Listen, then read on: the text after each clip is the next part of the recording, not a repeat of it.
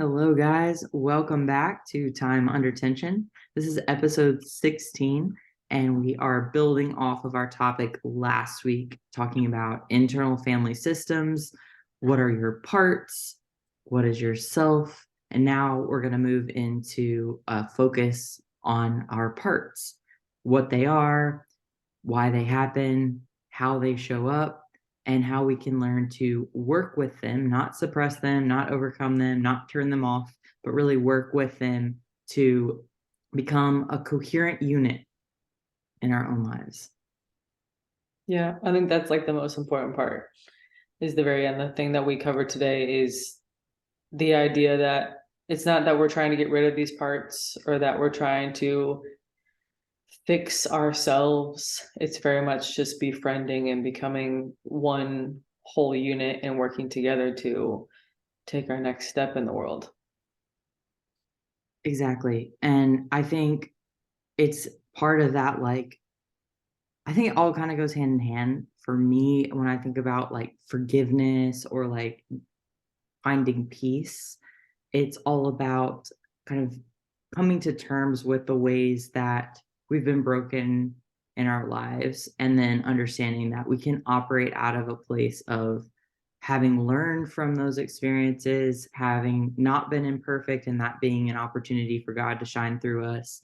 And that the things that we've been through, the trauma, whatever it is, has really prepared us in some way for the life that we're meant to live and maybe even the way that we're supposed to serve in the world. Because I feel like oftentimes those things that can be so tragic and challenging and can lead to maybe dysfunction in our parts and mistrust of ourselves, those things are all still very important parts of our lives.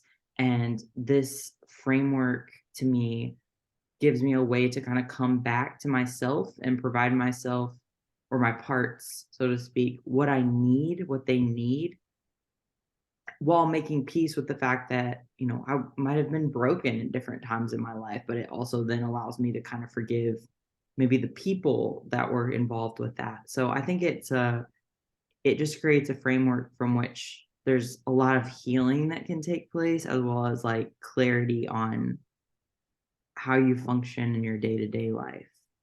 Yeah, I think it's a really like beautiful thing to think about if you really start to understand the process of what's happening. It's as you are becoming more self-aware of the fact that there are multiple aspects to who you are as a person, that certain parts of you have roles that they feel they're assigned almost now, since they're programmed for survival, that if we're going through something traumatic or something happens to one of those parts, they become created in a manager firefighter role or something like that that's no longer serving us at a time.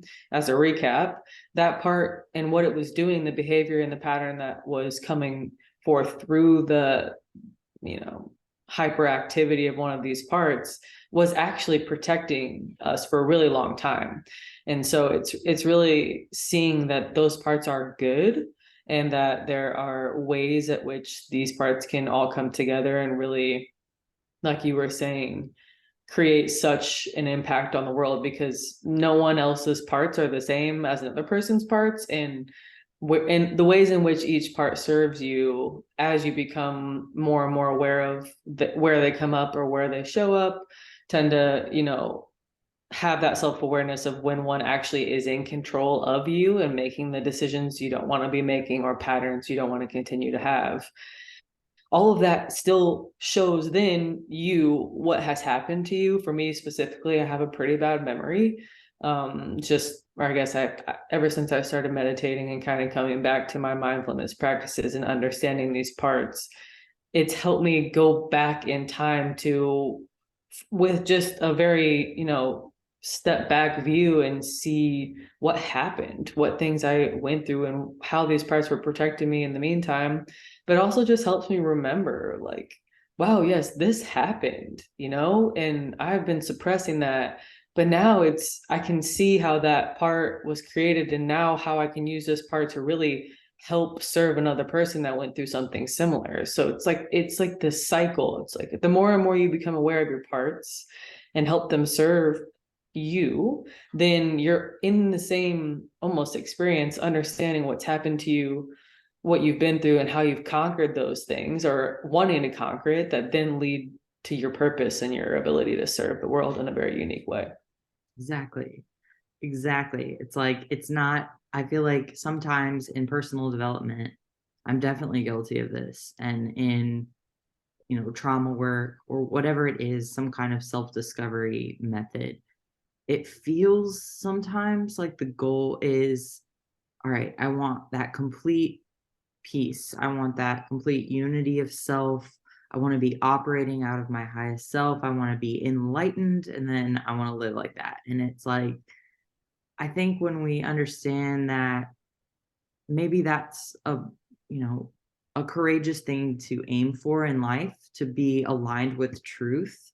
Because to me, that's what like living in alignment with God would be, is like living out of truth. So if you are living out of truth, you have to discover the truth, which I think means healing some of these things that are, protecting you or preventing you from showing up as your most courageous, like unfearful, fully loving self.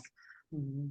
But it's a process of working towards that. So I think this framework gives me a very different way to look at myself and my parts, that allows me to say, yes, there are areas that aren't serving me or that feel broken, or there's parts of myself that speak up unnecessarily sometimes or push me towards behaviors that aren't in alignment with my goals. But that's not myself failing me. It's not that I lack willpower or discipline, or that I'm just like this person in my life, or I have addictive tendencies, period. It's like, okay, now I understand that addictive tendencies can come from like the firefighters, and they're just trying to deal with the emotion in the best way they know how to. Like, how do we change your state? How do we numb you? How do we protect you from this pain? So when I feel something like an urge, for me, caffeine's a huge one. It's like I can step outside and say, or at least I'm working on this, to be completely honest. I'm working on stepping outside of that and saying, okay, like I see that part is craving something. There's probably something else going on that's triggering this sudden, like, quote, need, end quote, because I'm feeling this like urgency with it. So that's a helpful way for me to differentiate between myself and maybe one of these other parts of me, to acknowledge that it's real, to not just say, oh my gosh, here I go again. Like, I'm just such a failure. Like, I'm just falling into my old habits again. It's like, there's that part again. This is how it's showing up. Now let's find an alternative route to address the underlying need that is triggering this part to try to step up in my life. Do you feel like in that moment where you're understanding that there is like this deep urgency for caffeine, you find that the part comes up, this firefighter part of yours, is there a conversation you're having? Is it the counsel of your parts? Like, can you explain just a little bit more about what actually happens in that process, and how do you then come to a compromise between you and your part in the situation? Yeah, let me give a different example besides caffeine, because to be completely fair, today is day one off caffeine. So I feel like I do not have a steady ground to stand on in talking about this yet. But here's how I used this the other day, that I hope to then kind of use when it comes to caffeine, when that becomes an issue, if it does. So I was just kind of feeling emotionally off the other night, and I knew that I had told myself I was gonna go swim, and I really just didn't want to, and, like, but I knew that I would feel better if I did. So I was going back and forth, and it was for the first time, instead of trying to just dredge up a lot of guilt, because I've used that in the past, like, come on, like, you should do it. You didn't even like go work out today, all this stuff. I could have just gone that route. Like, you ate a lot for lunch, you should go, burn it off. Like, you need to do something active in the day. Like, you're not even going to hit your step goal. That's what I would go through previously. And it worked in that it incited the behavior that I wanted, but internally it did not leave me feeling really good. And then I didn't have really a sense of accomplishment after I did what I did, I would just feel not guilty, basically. Like, good, you did what you said you'd do. You know, you want a gold star for it. So what I did the other night was I like noticed, oh my God, I do not want to go. And like, I could stay on the couch, I could just watch a show, like, and I'm like, I know what I need. And so I started talking to myself like that. I'm like, first off, I'm just going to keep moving. So I'm just going to pack up my things as I talk to you. And I was just talking to myself and saying, I know you do not want to do this right now, but you're going to feel a lot better. And this is, I know it doesn't make sense right now. Like, I know that you're really dreading it. I know you don't like when the water's cold, but you know, like, as soon as you get in there, you don't even notice it and you get in a flow, and it always changes your state and it brings you back to your body. And you're just going to be really proud of yourself. Like, just be excited because you're going to be really proud of yourself after you do this. And so I was able to get myself out the door, and I'm in the car and I'm driving there, and it's literally 10 minutes away, but there's like the longest line of traffic ever, which gives me lots of time to talk to this part that is really, really fighting me. And I just kept talking it through out loud. Like, hey, it's okay. Like, trust me, this is going to be great. This is going to be great. And I started to think the way that I was perceiving it was like kind of like a maybe teenager part of me being like, I don't want to do it. And then me being the parent being like, come on, this is going to be great. Like, we're going to have fun. You're going to love it. Just like, and you would sit there and like roll your eyes at your mom or dad trying to get you to get hype about something. You're like, I know you don't understand it now, but this is going to make sense when you're older. But that's what I felt. I felt like I was parenting myself, and, but it felt collaborative. It didn't feel like I was dragging myself or kicking myself towards what I wanted to do. And the outcome, probably either way, would have been I probably would have gone and swam just because I have those kind of habits built around working out. But the internal outcome was so different. And that trust in self after was bolstered because I actually saw, all right, all right, it was good. I see why I needed that now. Like, thank you for making me go. I'm really thankful for it. That's amazing. I feel like I have a lot of questions for you personally, but I'll keep to the topic here. Yeah, I think that's really cool, and I think I love your example because I think we do talk a lot about disordered eating and body image on here, and I love so much that that example was outside that scope. I think there's so many other things where other aspects of life where parts show up, not just always in your struggle, your internal, you know, struggle, whether it's an addiction of some kind or an eating disorder or something like that. It's like these parts show up in your day-to-day activities, in this push and pull with going to do something that you know is going to make you feel better, but not necessarily wanting to go. This other part of you doesn't really want to go. It's like it happens. It's so cool to be able to start connecting with your parts in areas that aren't so deep, because the parts like you with caffeine and like I guess for me, my part that shows up now that's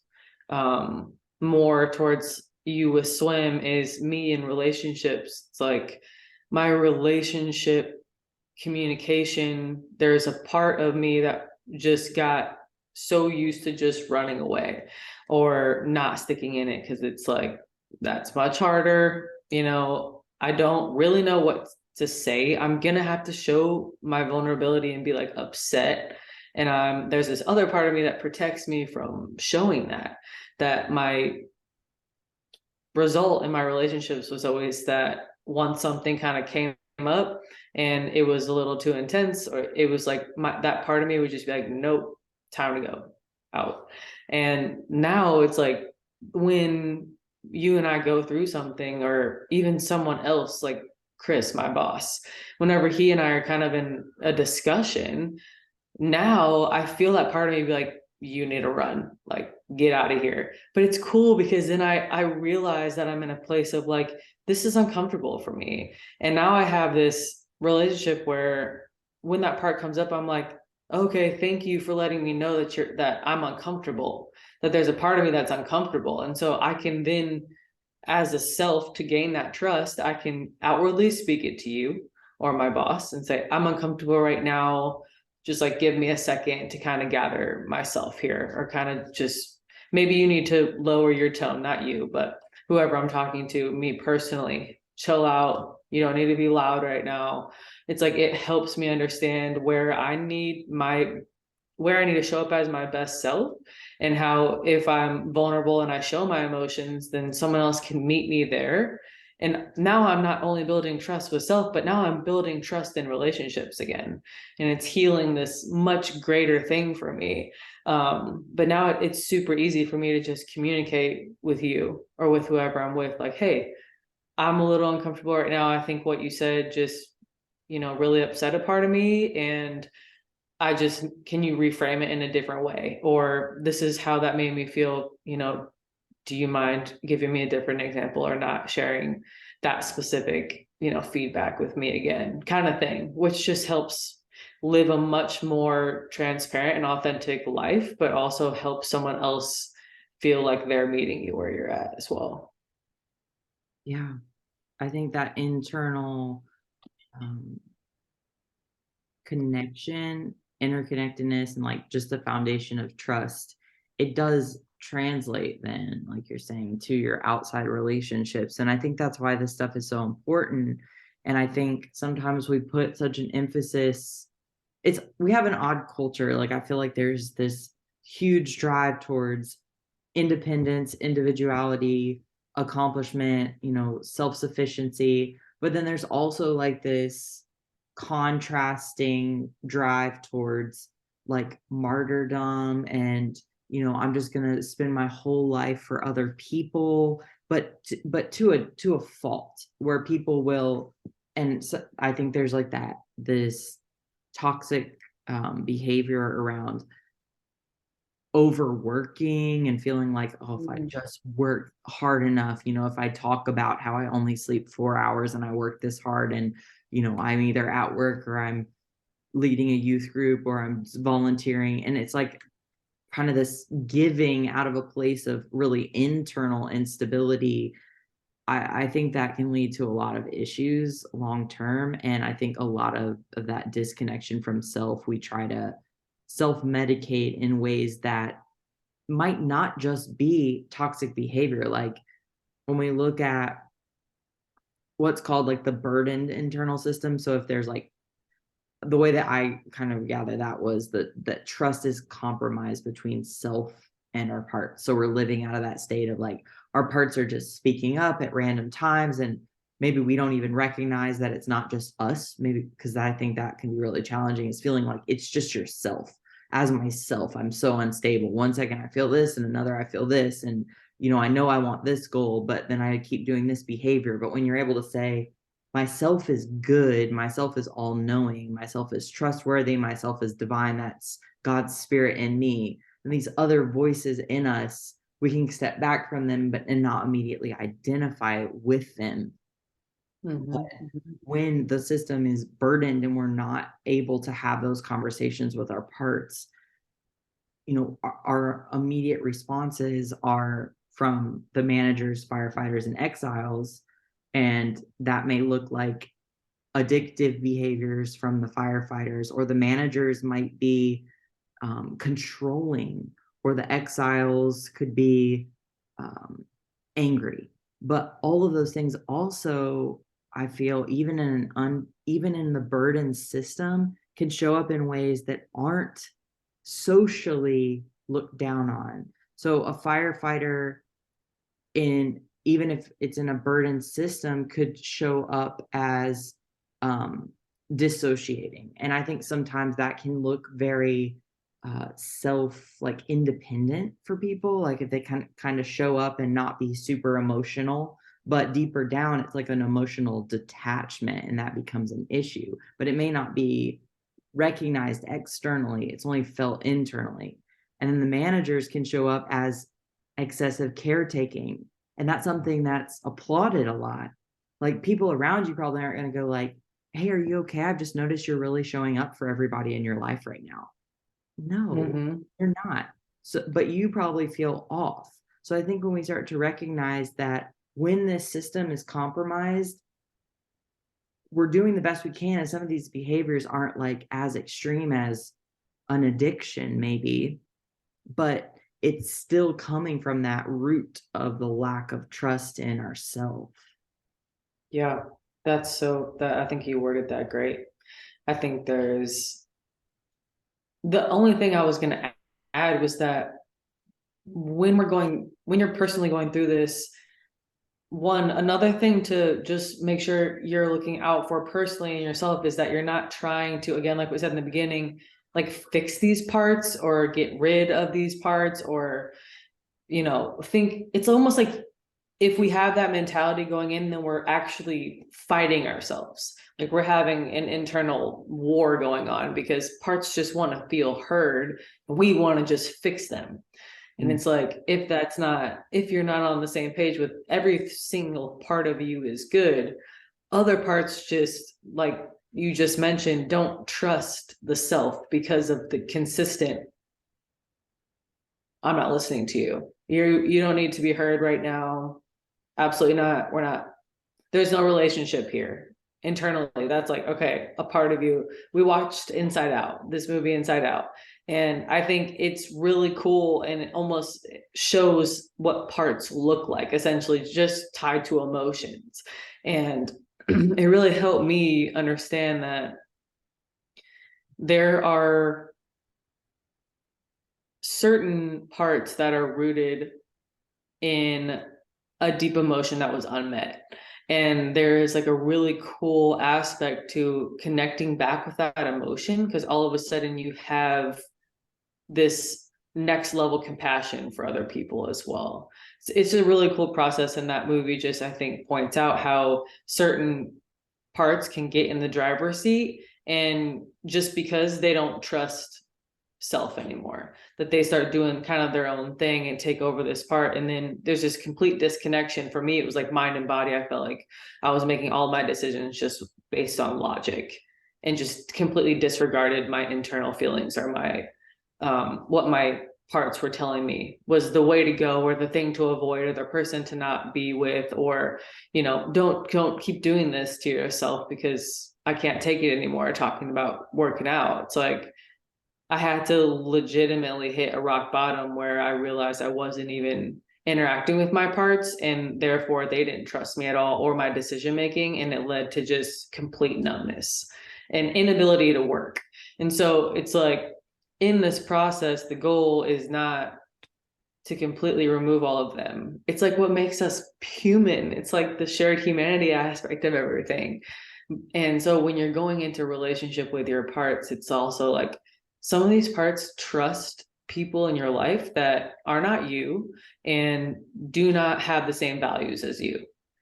So if those parts are responding to someone who was important to you growing up, then their truth is not the same as what you actually believe. And that's sometimes where those parts show up, that they want to go and do all of these different action items that have just felt protection, that leads to like addiction or things like that, that they're leading the charge because there hasn't been that ability of self-awareness to step back and really build that relationship with that part. So I just think those were like just little additional things I wanted to add, because I thought you really summed that up really nicely. And I think just having all of this in your mind as you're working through really talking to your parts, it's a super intense process. But I thought you did a really good job, especially in the beginning as well. It really just summed it up really nicely. Thank you. And I think that the reference to Inside Out was great. And I would highly recommend you guys watch that. It's just really insightful. And like Dee said, I feel like although it's tied to emotions, it's not exactly like quite in alignment to family systems, which is more about like your childhood selves, so to speak. Just that idea of different parts of us, kind of like you said, stepping in the driver's seat, and also why they're all necessary, I think was Right. helpful as well, because Mhm. something like sadness, she was trying to keep sadness out of the driver's seat the whole time, and it's like sadness has a really important role. So I think something about coming to peace with internally is when we unburden the system by reinstating trust, these parts can have more productive roles in your life. Like I have a lot of managers. I'm very controlling and I like to organize things and I like to have a new process and a new plan and a new spreadsheet. And it helps me feel like I can create some order when I feel very out of control. But that can be really helpful because I know that when I feel kind of stressed, if I clean, I will feel a lot better. So I kind of have these little things I can do that allow those managers to step in. Oh, I want to, buy a new day planner and literally write out my whole year in it again, even though I already have one. I've learned like, oh, well, I used to think that's not efficient. And it's like, no, it's not efficient, but it's a lot less efficient pushing that part down that really needs an important job to do until it finally explodes and tries to create order in a complete life of chaos. Or I start to become very neurotic about organizing things and have to like color code my closet in order to feel some sense of order. So if I just give it a little task and take 3 hours and rewrite my entire day planner, I promise that's going to be like a very effective therapy session without the consequences of just pushing that part down. So like you said, it's not, the goal isn't to like get rid of these parts. I think it's to learn to kind of use them and give them assignments, like effective assignments. Yeah, I agree. So can you give an example of maybe your relationship with a part and how you've like worked on it and what that looks like now? Oh man, which part to choose? Yeah, absolutely I can. I think, let me think about the part that's most prominent for me right now.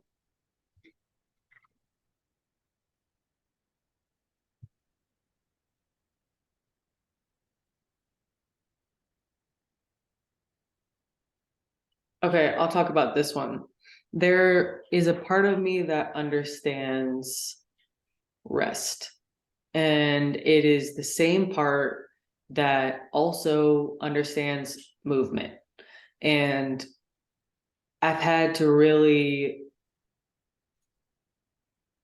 prioritize listening to that part because my whole concept of movement and rest had flipped on its head. I personally, in my mind, when I needed to move, when I needed to rest, when I could rest, why I should rest, why I should move, everything was so deeply ingrained in me that I never listened to that part, never. And it left me actually immobile.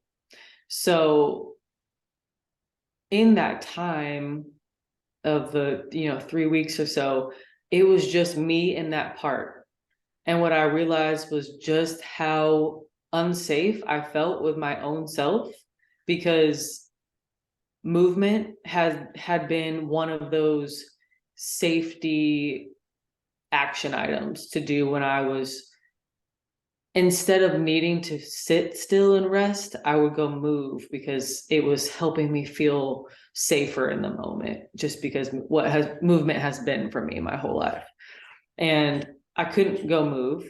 And the part of me in there, I heard for like the first time ever, you didn't listen to me, and now you can't move.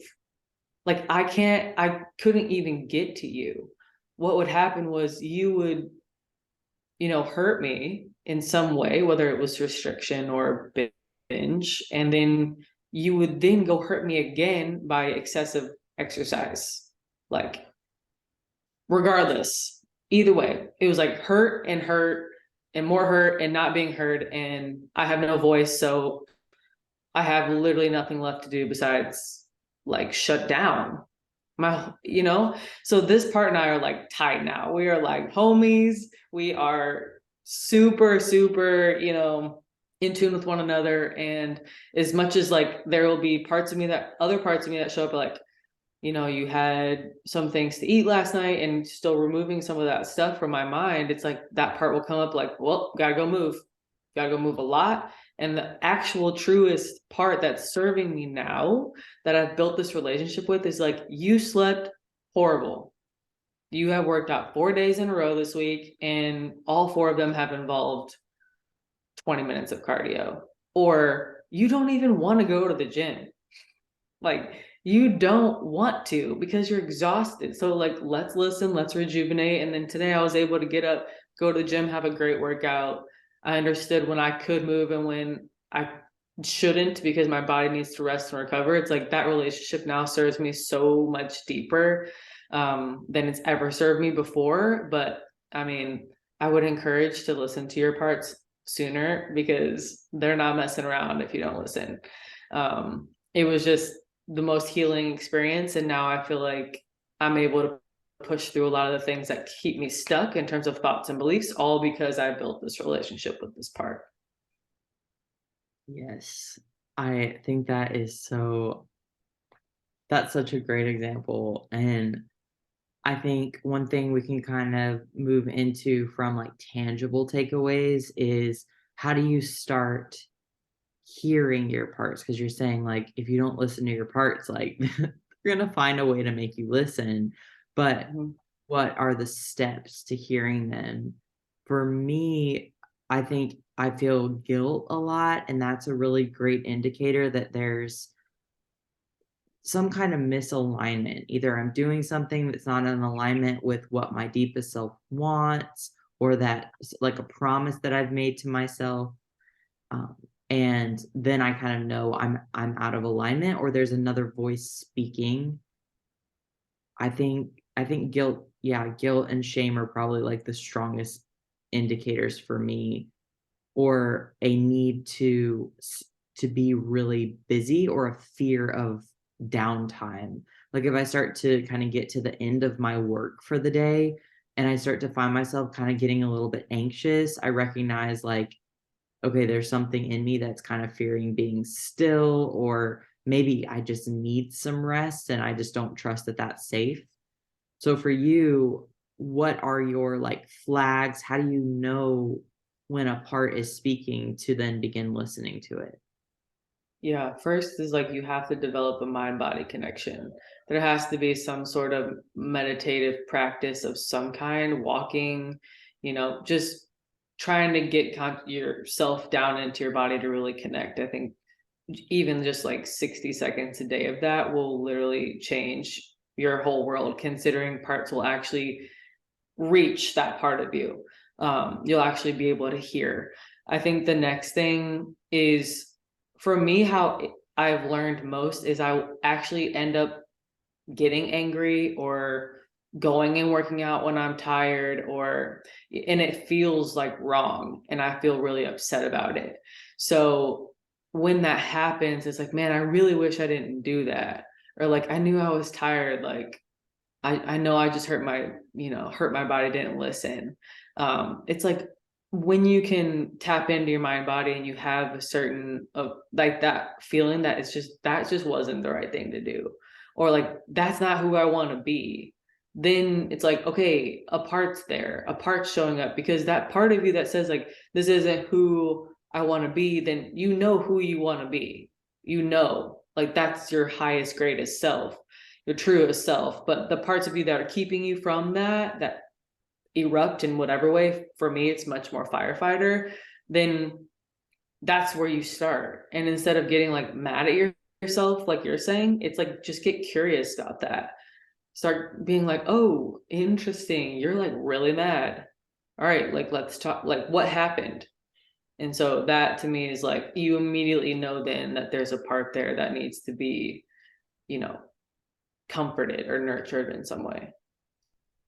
That is great. I love the way that you talk about your parts, because I can kind of imagine what that internal dialogue is probably like. And I think that's really helpful, because that's been kind of my experience with it this past week, especially, is literally feeling like I'm having to sit down and have a talk with this part.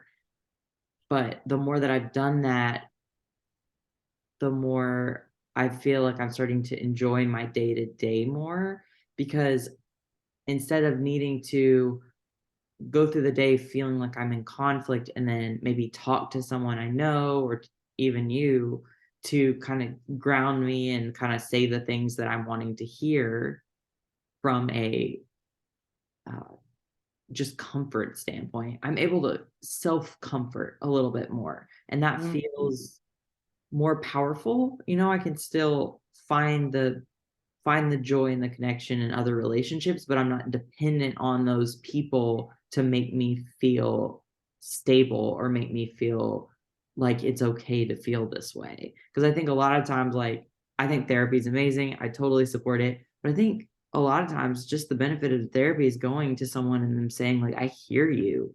If you can start to hear yourself through the day, think about how powerful that would be. So I found this chart that talks a little bit about hearing your parts, and it's 6 Fs. I feel like they're out of order, so I'm gonna put them in my own order. So find where the part is. So I think just kind of noticing your triggers or your red flags or your check engine lights. Find the part, focus in on it. So really think about maybe taking that part into a room and sitting with it and having a conversation, or meditating on what that part looks like, or that, maybe if it's a younger version of yourself, really thinking about what that self felt at that time. And Mhm. then uh feelings. So how do you feel towards the part? Like, are you feeling frustrated at the part? And I think that's okay. And I think that can come across in the tone with which you talk to it. So you can say, hey, like, what's going on? Like, we had the plan to do this. This is our intention. We know who we want to be. Like, what's going on? And then fear, find out what the part is afraid of. Mhm. Because usually that part is reacting out of fear. And fear is, people say different things, but fear is, like, to me, the opposite of love. It's like the opposite of full, like, trust and surrender. It's Right. it's that just primal instinct to protect yourself. So what is that part afraid of? And lastly, this is a little bit off with the F, but befriend the part. So friend the part, and Yeah. really just, like, come to terms with, okay, I hear you. I see that you're trying to meet a need. I see that you're trying to address a legitimate fear. Let's talk about how we're going to move forward through this and make sure that we're on the same page. So find the part, focus in on it. Um, how do you feel towards the part? What is the part afraid of? Oh, flesh it out and then befriend the part. So I think just moving through that process, just like you would with a relationship that might have had an incident come up, but you really care about getting on good terms with that person. It's like, how would you address that situation? Yeah. That's great. Awesome. Do you have anything else to add? No, I think that's a great thing to wrap it up on. I think that gives people some action steps to start identifying their parts, and I think that's a great segue. Perfect. So next week, last episode of this series, unless you guys would like more or we have more experiences and just kind of want to flesh it out over podcast, we'll be talking about reconnecting with your true self. So now that we've talked about kind of processing with your parts, what is your true self and how do you keep them in charge? And maybe how do you really formulate what your true self looks like in your mind as well? Um, in the meantime, would encourage you guys this week to, especially with the holidays, you might feel a lot of different parts coming up and they might be triggered a Mhm. lot when you're around family. So this is an opportunity to go in and really kind of step outside of your system as yourself and kind of see what parts might come up, journal about that. What is triggering you? What are the fears behind them? And how do you have these conversations with your parts so that you can move forward and feel safe in self, even in an environment maybe as triggering as family. Yeah. So good. Awesome. Well, thank you guys for watching and listening. Please remember to like and subscribe, comment below if you have any questions or insights, and would love to always hear your experiences and connect with you more. Our emails are in the description, so you can always reach out to us if you have any insight, would like to share your experience, or have any questions. And we will talk to you guys next week on Time Under Tension.